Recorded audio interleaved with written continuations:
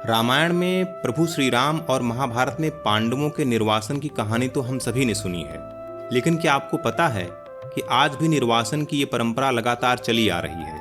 ये जो मूर्तियां आप सड़क के किनारे, पेड़ के नीचे और नदियों के किनारे जैसे तैसे पड़ी और बिखरी हालत में देख रहे हैं, कभी ये किसी घर में आस्था का प्रतीक हुआ करती थी, लेकिन आज ये उन्हीं घरों से निकालकर फेंकी गई हैं, ऐसे जैसे कभी इनका कोई अस्तित्व ही न रहा हो। लेकिन ऐसा क्यों? इन मूर्तियों के प्रति हमारी आस्था अचानक गायब क्यों हो गई? इस सवाल के जवाब में हम में से अधिकांश यही कहेंगे, क्योंकि अब ये मूर्तियां पुरानी पड़ गई हैं। हम अपने घरों में इन प्रतीकों को बार बार देखने के अभ्यस्त हो गए हैं। अब इनमें वो आकर्षण या नयापन नहीं है जो उन्हें खरीदते समय हुआ करता था, इसलिए हम नई मूर्तियां खरीद रहे हैं। दरअसल हम मनुष्य तो अपनी आदत से मजबूर हैं। हमें कुछ भी मिल जाए, लेकिन हम हमेशा कुछ नए की तलाश में रहते हैं। देवी देवताओं की मूर्तियों के संबंध में भी हमारी लगभग यही अवधारणा होती है, और हर साल हम इसी चक्र को दोहराते हैं और नई मूर्तियां खरीदते हैं। लेकिन क्या हम कभी ये समझने की कोशिश करते हैं कि जिस मूर्ति में कभी हमने अपने इष्ट की भावना की थी, अपने भगवान की छवि देखी थी, आज उसे ही हम किसी नदी के किनारे, पेड़ के नीचे या निर्जन स्थान पर बिल्कुल अपमानित प्रकार से छोड़ आए हैं? क्या हम कभी अपने लिए ऐसे व्यवहार की कल्पना कर सकते हैं?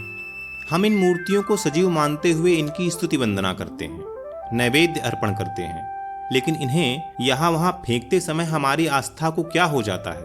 संभवतः हम ऐसा इसलिए करते हैं क्योंकि हम ईश्वर पूजन और भक्ति का सिर्फ पाखंड करते हैं। उपभोक्तावादी इस आधुनिक संस्कृति ने धार्मिक मूल्यों और प्रतीकों को अब सिर्फ एक साधारण वस्तु बना दिया है। ये मूर्तियां प्रेम, विश्वास और श्रद्धा का प्रतीक होने से कहीं ज्यादा अब इंटीरियर डेकोरेशन की वस्तुएं बनकर रह गई हैं।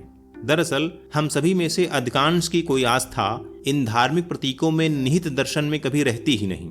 हम इसके आध्यात्मिक कारण को कभी जान ही नहीं पाते।